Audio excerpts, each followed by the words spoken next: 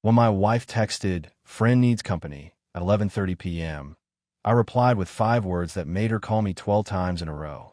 But that text was just the beginning. What I found next destroyed everything I thought I knew about my marriage, my family, and the daughter I'd raised for 9 years. My name's Colin Wallace. I'm 43 years old, and until 3 months ago, I thought I had it all figured out. Quality control consultant in the chemical manufacturing industry, decent income, nice house in the suburbs outside Cleveland. Married to Rachel for 19 years. 3 kids, Samantha's 16, Jordan's 13, and Bella just turned 9. The American dream, right? Wrong. It was a Tuesday night, around 11:30. I was in the home office reviewing safety compliance reports for a client when my phone buzzed. Rachel had left 2 hours earlier, said she was meeting her friend Jennifer for drinks. Nothing unusual. She did that maybe once a month. The text read, "Friend needed company. Be home soon." No name. No explanation. Just that vague, dismissive sentence that fell off the moment I read it. Jennifer's husband had died 6 months ago, so the friend needed company story had become Rachel's go-to excuse. But something in my chest tightened. Maybe it was the late hour. Maybe it was the pattern I'd been ignoring for months. I didn't overthink it. I just typed 5 words and hit send. Sure. Say hi to Owen. Owen Harris, the sales manager at her chemical supply company. The guy whose name showed up too often in her stories. The one she'd mentioned casually last month when I asked who she was texting at the dinner table. "Just Owen from work," she'd said, laughing like it was nothing. I set my phone down and stared at the screen. 3 minutes passed. Nothing. 5 minutes. Still nothing. Then my phone exploded. 12 calls in a row. No voicemails, just frantic ringing that shattered the silence of the house. I let every single one go to voicemail, my heart pounding, but my hands steady. This wasn't panic I felt. It was clarity. 20 minutes later, I heard her car screech into the driveway. The front door flew open, so hard it hit the wall. Rachel appeared in the doorway of my office, face pale, jacket still on, breathing like she'd just run a marathon. "Colin," she said, her voice barely above a whisper. I didn't look up from my laptop. I kept scrolling through the compliance report like she wasn't standing there unraveling. "Colin, we need to talk." Her voice was shaking now. I finally raised my eyes to meet hers. She looked terrified. Good. She should be. About what? I asked, my tone flat and cold. "That text. I can explain." I closed my laptop slowly, deliberately. Then I stood up and walked past her without a word, heading toward the hallway. She followed me, her heels clicking frantically on the hardwood floor. "Where are you going?" Rachel's voice climbed higher with each word. I stopped at the wall in the hallway, where her vision board used to hang. Now, pinned neatly in its place were printouts, location data from her phone, pulled from our shared cloud account that she'd forgotten I still had access to. 3 months of Thursdays. Same hotel outside town. Same timestamps. Every single week. And beneath those, a screenshot. Not from her phone, but from Owen's social media, a comment he'd left on her gym selfie from 2 weeks ago. The photo where she wore the navy blue hoodie she'd told me she left at Jennifer's house. Rachel stood frozen, staring at the wall like she'd seen a ghost. I turned to face her, my voice calm and measured. "I didn't need proof, Rachel. I just needed you to stop lying." Her mouth opened, but nothing came out. For the first time in 19 years, my wife had no script ready. Rachel stood in that hallway for what felt like an eternity, staring at the printouts like they might rearrange themselves into something less damning. Her breathing was shallow, rapid. I watched her chest rise and fall as reality crashed down around her. "Colin." She reached toward the wall, then pulled her hand back. "You went through my phone." That was her defense. Not an apology, not an explanation, just an accusation wrapped in disbelief. "Your phone." I let out a laugh that had no humor in it. "Rachel, this is from our shared cloud account. The one you set up 3 years ago, so we could track the kids' locations. Remember? For safety." Her face went even paler. She'd forgotten. Of course she had. When you're living a double life, the small details slip through the gaps. "And before you try to spin this," I continued, my voice steady and cold, "I want you to know something. I've been watching this pattern for 12 weeks. Every Thursday night, you disappear for 3 to 4 hours. Same location, different excuses." Rachel's jaw tightened. She was calculating now. I could see it in her eyes. Trying to figure out what else I knew, how much damage control she needed to do. It's not what it looks like, she finally said, her voice small and thin. I stepped closer, close enough that she had to tilt her head up to look at me. Then explained the Instagram comment. Owen Harris left a fire emoji under your gym photo 2 weeks ago. The photo where you're wearing my old Navy hoodie. The one you said you left at Jennifer's. He's just a co-worker who... Stop. I held up my hand, cutting her off mid-sentence. Do not insult my intelligence any more than you already have. I know who Owen is. I know he's 35, divorced, drives a Lexus, and works in sales at Chemtech Solutions. Your company. Rachel's mouth fell open slightly. She hadn't expected me to know that much. How did you? I'm a quality control consultant. Rachel. My entire career is built on finding problems other people try to hide. Did you really think I wouldn't apply those same skills to my own marriage when something felt wrong? She took a step back, hitting the wall behind her. For the first time, I saw something other than panic in her expression. Fear. Real, genuine fear of consequences. The kids, she whispered. Colin, please. Think about the kids. That line hit me like a punch to the gut, but I didn't let it show. Instead, I leaned in and spoke slowly, deliberately. I've thought about nothing but the kids for the past 3 months. While you were out doing whatever you were doing with Owen, I was the one making sure Samantha got a volleyball practice. I was the one helping Jordan with his algebra homework. I was the one reading bedtime stories to Bella. Tears started streaming down Rachel's face. But I wasn't moved. Not anymore. These weren't tears of remorse. They were tears of someone who'd been caught and was now facing the consequences. So don't you dare use our children as a shield, I said, my voice dropping to barely above a whisper. You didn't think about them when you were lying to me for months. You don't get to use them as leverage now. I turned and walked toward the bedroom, leaving her standing alone in the hallway with the evidence of her betrayal staring back at her. Where are you going? Rachel called after me, voice breaking. To pack a bag. I replied without turning around. I'm staying at Lewis's place tonight. And Rachel? I paused at the bedroom door. Don't call me. Don't text me. When I'm ready to talk, I'll let you know. Behind me, I heard her slide down the wall, soft sobs echoing through the hallway. But I didn't look back. I couldn't afford to.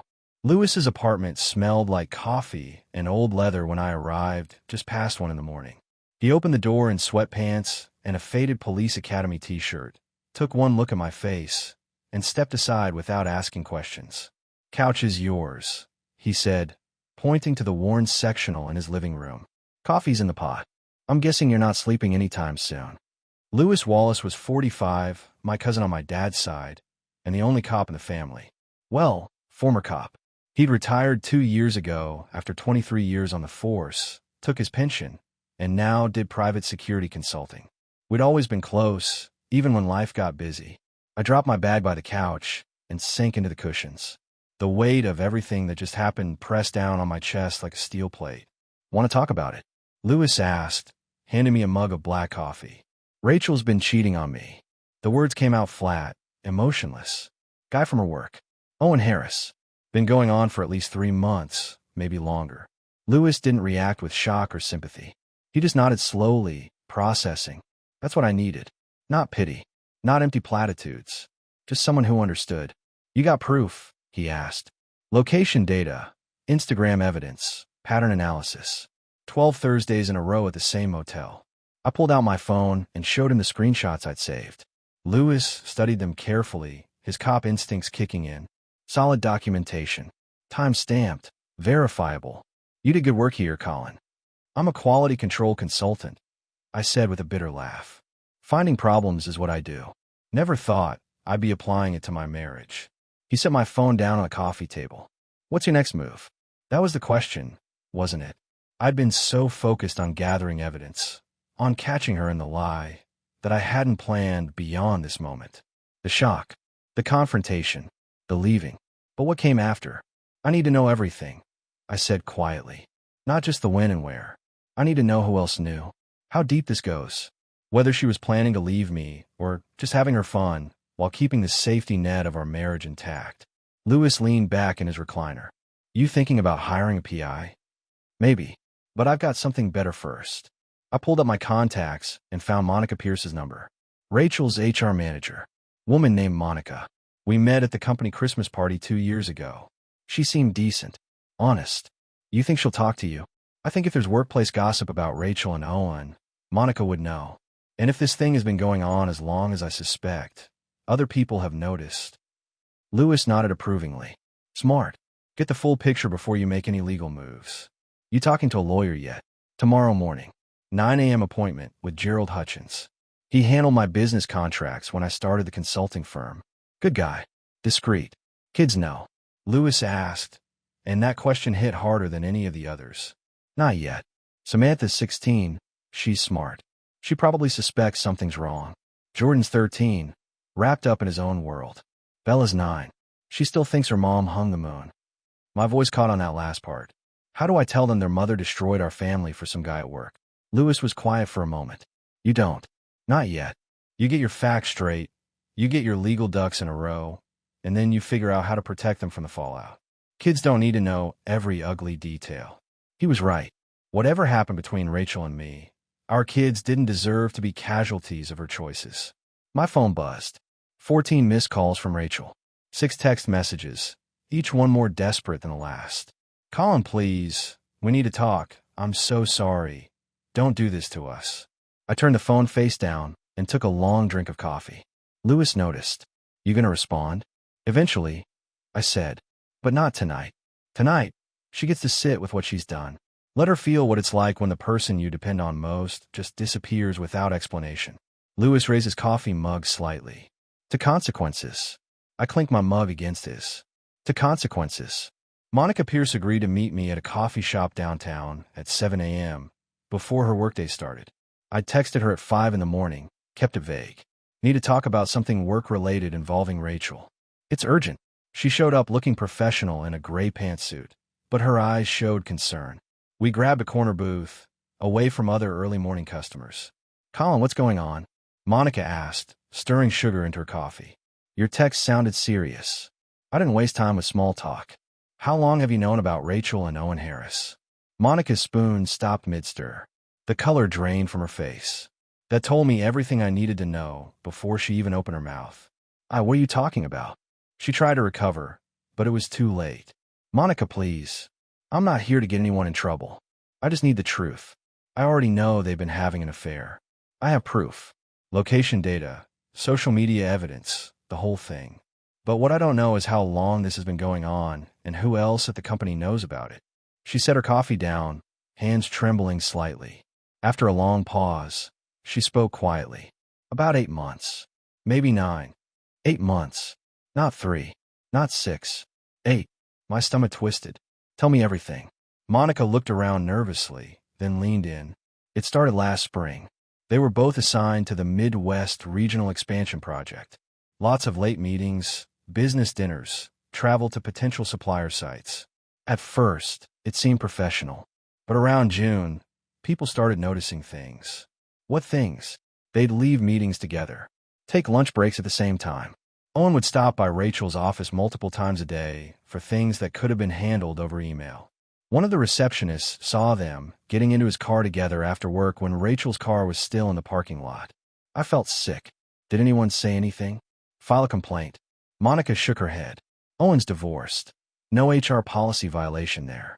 Rachel never disclosed her marriage status in her employee file, which technically she didn't have to. And they were careful. Never anything obvious. No PDA in the office. But everyone knew. It was the worst-kept secret in the building. Everyone but me. I said bitterly. Colin, I'm so sorry. I wanted to tell you. At the Christmas party last year, I almost pulled you aside. But it wasn't my place. I convinced myself maybe I was wrong. Maybe it was just office gossip. But you weren't wrong. No. She looked down at her coffee. Last month, someone reported them to upper management. Anonymous tip. Said they were using company time and resources for personal activities. There was an internal review. My head snapped up, and they were cleared. Technically, they hadn't violated any policies. But Rachel was warned to maintain professional boundaries. Owen was moved to a different project team. That's it. That's all that happened. Monica's expression turned grim. There's more. 2 weeks ago, I was doing routine expense report audits. Rachel submitted hotel charges from a business trip to Indianapolis in March. But when I cross-referenced with Owen's expenses, he submitted charges for the same hotel, same dates, same floor, rooms right next to each other. Company paid for their affair, I said, voice hollow. I flagged it. Sent it up to the CFO.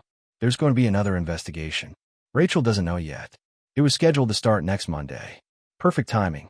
My wife's professional life was about to implode, right as her personal life was falling apart.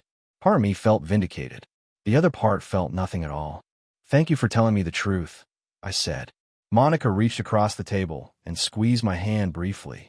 For what it's worth, Colin, everyone who knows you thinks Rachel's insane for risking what she had. You're a good man. You deserve better than this. I nodded, unable to form words. We finished our coffees in heavy silence. Gerald Hutchins practiced law in a converted brownstone downtown, the kind of building that whispered old money and discretion. I'd worked with him 5 years ago when I incorporated my consulting business. He was sharp, methodical, and most importantly, he didn't judge. His assistant showed me into the wood-paneled office at 9 a.m. sharp. Gerald stood from behind his mahogany desk, extending a hand. He was 62, silver-haired, wearing a navy suit that probably cost more than my monthly mortgage payment. Colin, good to see you, though I wish it were under better circumstances. His handshake was firm. Sit. Tell me everything. I spend the next 20 minutes laying out the evidence.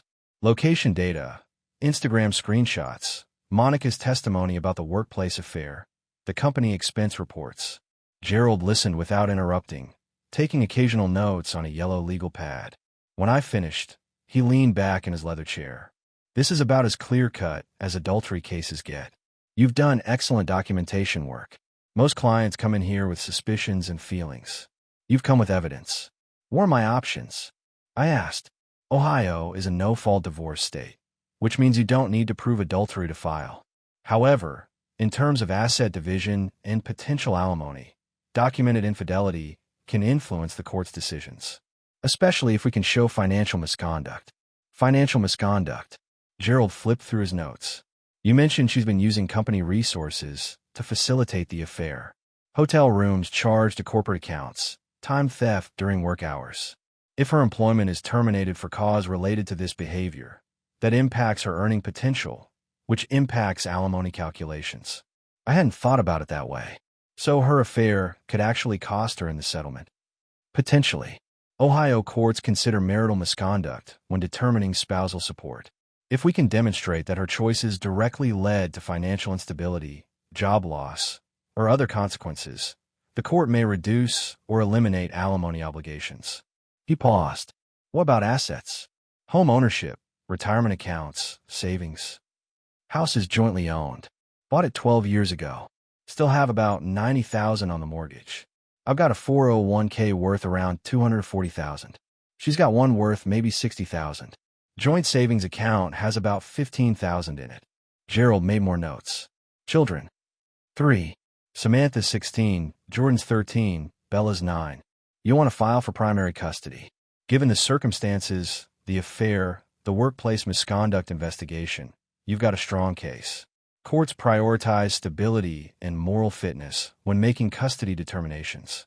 The thought of going to war over my own children made my chest tight. But I couldn't let Rachel's choices cost me my relationship with them. There's something else you should know, Gerald said, setting down his pen. I did some preliminary research this morning after you called. Your wife's father passed away 4 years ago, correct? Yes. Heart attack. What? Did Rachel ever mention a trust? My blood went cold. No. What trust? Gerald turned his computer monitor toward me, showing a legal document. Public records show that Howard Pierce, Rachel's father, established a marital trust for his daughter in his will. The trust contains assets valued at approximately $1.8 million. Real estate holdings, investment accounts, life insurance proceeds. $1.8 million. Rachel had never said a word. According to the terms, Gerald continued, Rachel can only access the trust if she remains continuously married until age 45. She's 42 now. If you divorce before she turns 45, the trust dissolves, and the assets go to her father's designated alternate beneficiaries, his church and a local charity. I stared at the document, pieces clicking into place. That's why she panicked when I sent that text. That's why she's been calling nonstop. It's not about me or the kids. It's about the money. Possibly. The trust was structured specifically to incentivize marital stability. Her father apparently had strong views about divorce. I felt sick. Our entire marriage, the last 3 years at least, had been about Rachel waiting for that payout.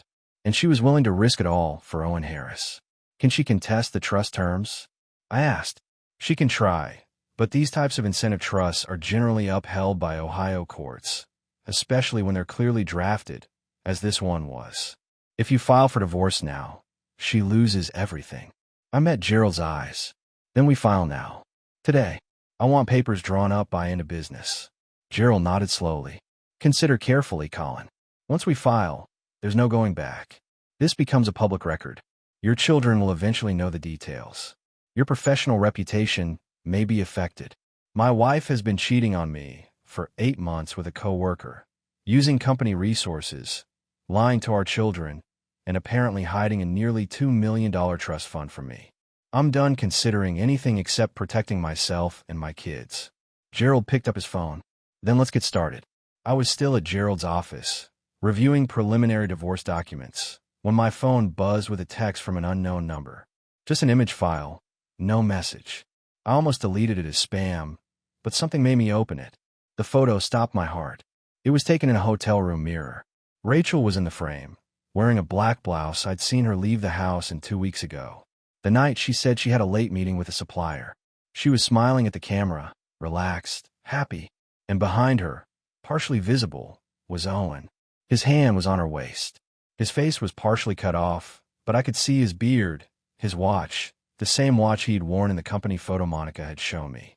The timestamp on the image was burned into the corner. 9:47 p.m., 2 weeks ago. A Thursday. What is it? Gerald asked. Noticing my expression, I handed him the phone. He studied the image, then checked the sender information. Unknown number. Could be from a burner phone or internet texting service. Who would send me this? My voice sounded distant in my own ears. My phone buzzed again. Another message from the same number. Thought you deserved to see who she really is. There are more. She's been taking photos with him for months. Doesn't think anyone knows. But I know. I've seen everything. A friend. Gerald and I exchanged looks. Could be someone from her office, he suggested. Someone who disapproves of the affair and wants to help your case. A third message arrived. This time it was a screenshot of text messages. Rachel's name at the top. Messages to Owen from 3 days ago. Can't wait to see you Thursday. Colin's taking Bella to soccer practice, so I have extra time. Thinking about you constantly. This is getting harder to hide. 2 more years, and the trust is mine. Then we can do whatever we want.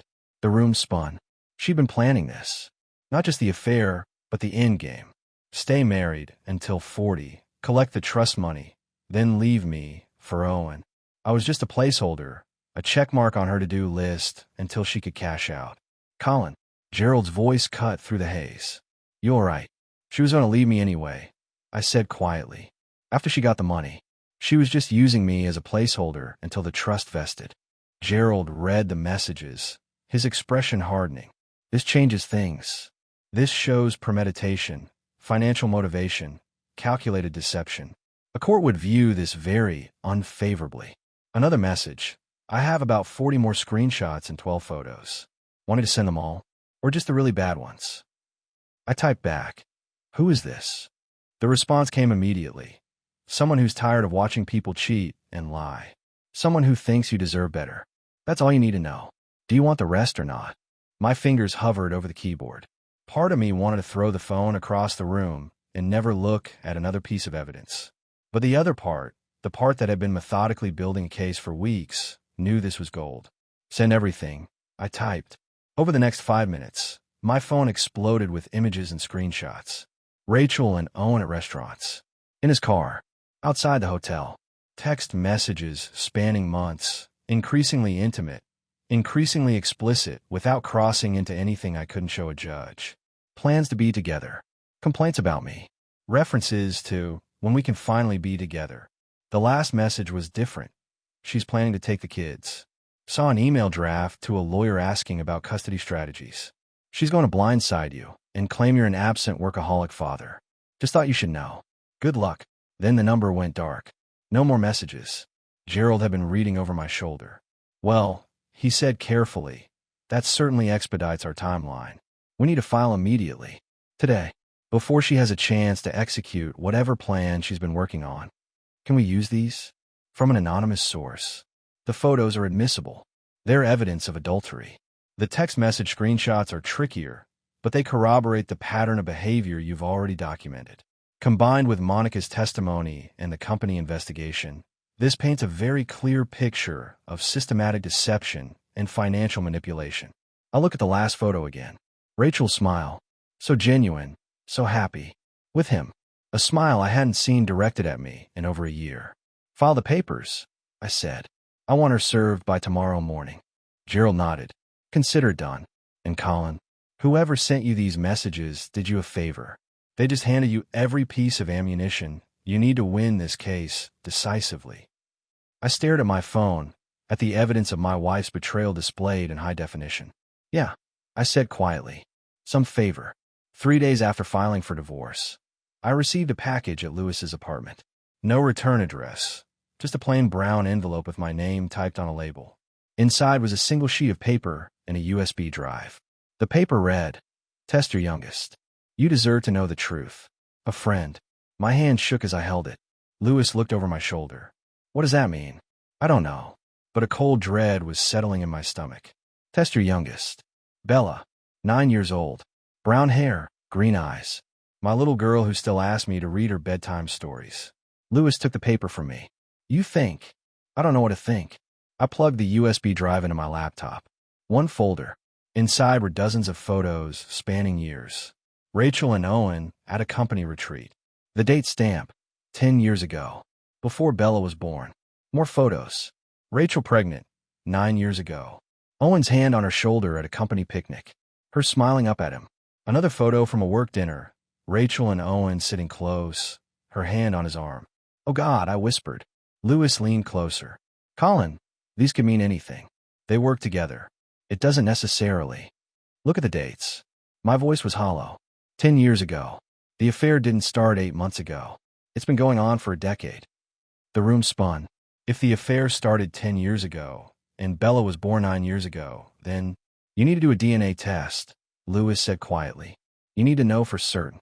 I can't. If it's true, if Bella isn't mine. I couldn't finish the sentence. The thought of looking at my daughter and seeing someone else's child was unbearable. And if you don't test, you'll spend the rest of your life wondering, Lewis countered. Which is worse? He was right. I ordered a paternity test kit online, paid extra for expedited shipping. It arrived the next morning. Swab from me, swab from Bella. I waited until Rachel took Samantha to volleyball practice and Jordan to his friend's house. Bella was watching cartoons in the living room. Hey, sweet girl, I said, sitting beside her. Can Daddy do something real quick? It's for a doctor thing. Am I sick? Bella looked up at me with those green eyes. Owen had green eyes. No, baby. Just a quick test. Open up. I swabbed the inside of her cheek, as gently as possible. 30 seconds, and it was done. Can I have ice cream now? She asked, already forgetting about it. Sure, sweetheart. Whatever you want. I mailed the samples that afternoon. Results would take 5 to 7 business days. The longest week of my life began. During that week, I barely slept. Every time I looked at Bella, I searched her face for traces of me. My nose. Maybe. My smile. I wasn't sure anymore. Did she have Owen's jawline? His expressions? Rachel tried calling every day. I didn't answer. The divorce papers had been served. She knew what was coming. But she didn't know about the DNA test. Not yet. On day 6, the email arrived. Your paternity test results are ready. I sat in Lewis's home office, staring at the screen. My finger hovered over the link. Once I clicked it, there was no going back. No more uncertainty. Just truth, whatever it was. Lewis stood in the doorway. You want me here, or you want privacy? Stay, I said. I need someone to make sure I don't put my fist through the wall. I clicked the link. The page loaded. Clinical language, probability percentages, genetic markers. I scrolled down to the conclusion. Probability of paternity, 0%. Colin Wallace is excluded as the biological father of the tested child. The words blurred. I read them again. And again. Bella wasn't mine. 9 years of birthdays, scraped knees, Bedtime stories, first days of school, dance recitals. 9 years of being her father. And she wasn't mine. I closed the laptop very carefully, very deliberately. Then I stood up, walked to Lewis's backyard, and screamed until my throat was raw. Lewis didn't try to stop me. He just stood nearby, giving me space to fall apart. When I finally went back inside, my voice was gone, but my mind was clear. I'm taking everything from her, I said hoarsely. The house, the custody, the trust fund, everything. She doesn't get to destroy my life and walk away with anything. Lewis nodded. What about Bella? That question broke me all over again. She's still my daughter. Biology doesn't change that. But Rachel needs to face what she's done, what she's hidden from me for 9 years. I forwarded the DNA results to Gerald. His response came within an hour. This changes everything. We need to meet tomorrow morning, 8 a.m. The call came from Monica Pierce on a Monday morning. Her voice was tight, professional. Colin, I thought you should know. The internal investigation concluded Friday. Results are being presented to the executive board this afternoon. And I was at Lewis's kitchen table, nursing coffee that had gone cold an hour ago. Rachel and Owen are both being terminated, effective immediately after the board meeting. Security will escort them out. I felt nothing. No satisfaction, no vindication. Just emptiness. There's more, Monica continued. The company is considering legal action to recover the misappropriated funds. Over $40,000 in fraudulent expense claims between the two of them. They could face criminal charges. Criminal charges. My wife might go to jail. The mother of my children. Well, 2 of them anyway. When will this happen? I asked. Board meeting starts at 2 p.m. By 3 p.m., they'll both be gone. I thanked Monica and ended the call. Then I did something I hadn't planned on. I drove to Rachel's office building and parked across the street. I needed to see it happen. At 2:47 p.m., the lobby doors opened. 2 security guards walked out flanking Rachel. She was carrying a cardboard box, her face red and blotchy from crying. Behind her came Owen, also with a box, looking angry rather than upset. They walked to the parking lot separately. Rachel got in her car and just sat there, gripping the steering wheel. Owen threw his box in his trunk and peeled out of the lot like he was being chased. Rachel's car didn't move for 15 minutes. Then her phone rang. I could see her through the windshield, answering it, then her face crumbling. She dropped the phone and put her head on the steering wheel. My phone buzzed. A text from Gerald. HR just contacted me. Your wife was terminated for cause from her employment. This significantly impacts her earning capacity and strengthens our position on alimony and custody. Another text. This one from an unknown number. She's getting what she deserves. But there's still more you don't know. Check your wife's mother's criminal record from 1987. Linda Pierce. Might explain where Rachel learned her behavior. A friend. The anonymous messenger again. I was starting to wonder who this person was and why they were helping me. But right now, I didn't care. I looked up Linda Pierce's record on a public database. What I found made my blood run cold. Rachel's mother, the woman who'd always seemed so prim and proper, so religious and judgmental, had been arrested 38 years ago for prostitution. Not just once. Multiple arrests over a 2-year period in New York City. High-end escort service. The charges were eventually dropped after unnamed parties paid settlements. Rachel's father had been a wealthy businessman. He'd bought Linda's way out of trouble, cleaned up her record, married her to save face. The perfect family image was built on lies and covered-up scandals. Rachel had grown up watching her mother manipulate her father, watching lies become truth if you had enough money and knew how to play the game. No wonder she thought she could do the same. I saved the records and sent them to Gerald.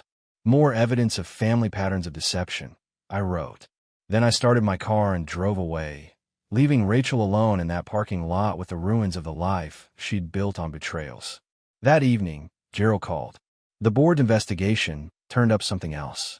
Rachel forged her signature on several corporate documents, insurance forms, emergency contact updates.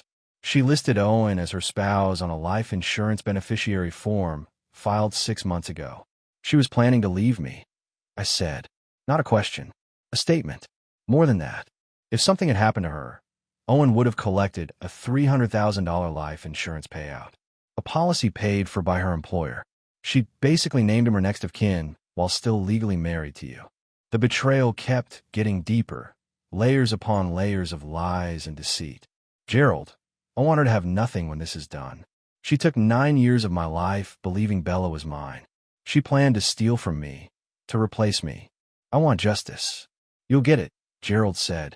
Tomorrow we're filing an emergency motion for full custody based on the paternity results, the termination from employment, the documented affair, and the fraudulent insurance designation. By the end of the week, she won't have access to the house or the children without supervised visitation. Do it. I hung up and looked at the DNA results one more time. Bella's smiling face in my wallet photo. She was still my daughter, no matter what the test said. But Rachel was about to learn that betrayal had consequences she never saw coming. I was packing up the last of my things from the house when Samantha walked into the bedroom. 16 years old, her mother's eyes, but thankfully my common sense. She stood in the doorway, arms crossed. "Dad, we need to talk," she said quietly. I set down the box I was holding. "What's up, sweetie?" She closed the door behind her. "I know about the DNA test. I know Bella isn't yours." My heart stopped. "How did you?" "I saw the envelope. When you first got it. I was curious, so I looked up what those tests were for." She sat on the edge of the bed. "And I know about Mom and Owen. I've known for months." I sat down beside her. "Why didn't you say anything?" "Because I was scared.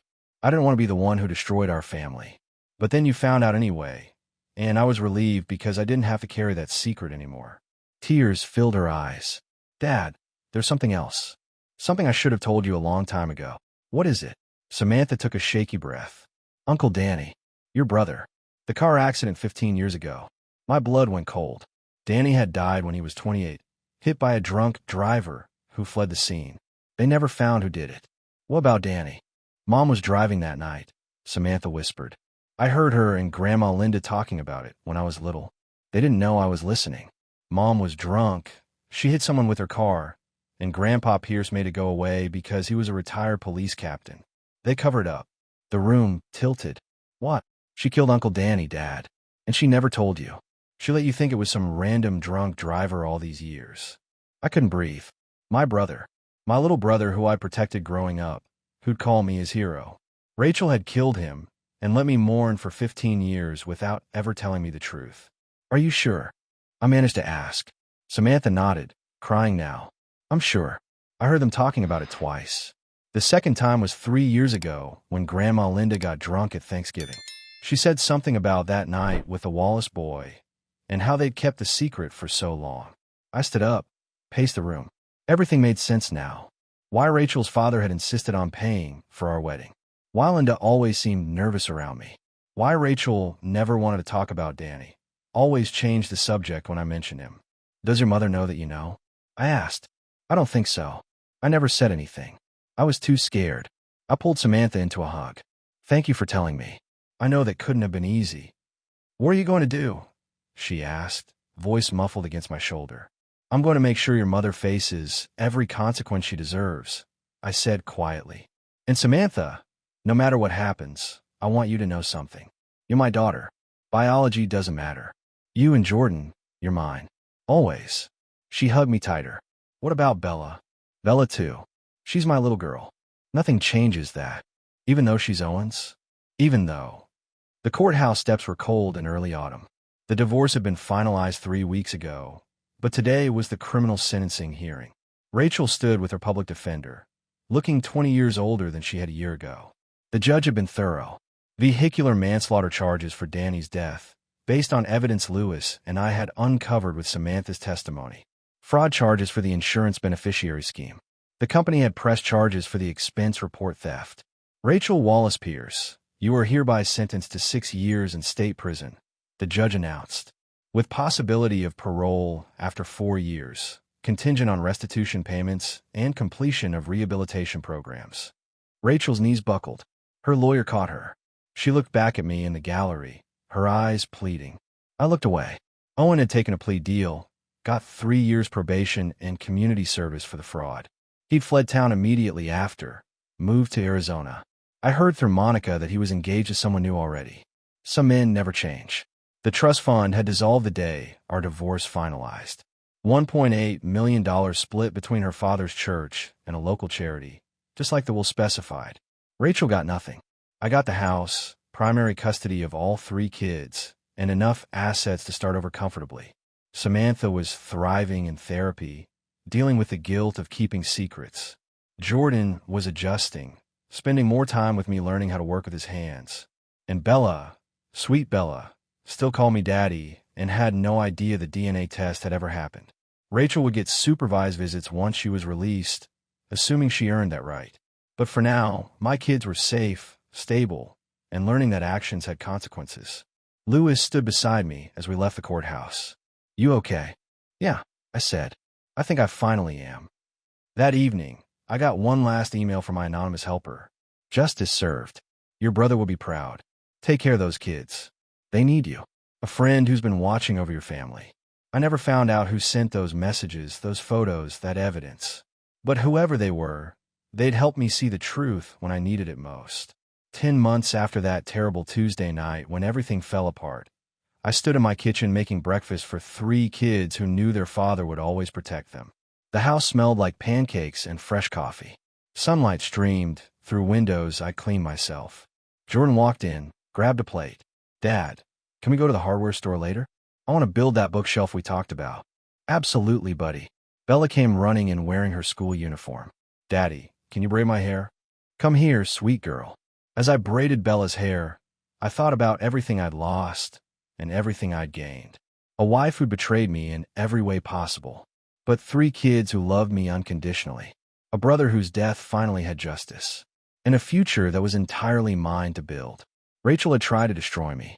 Instead, she'd freed me, and that was the greatest gift she never meant to give.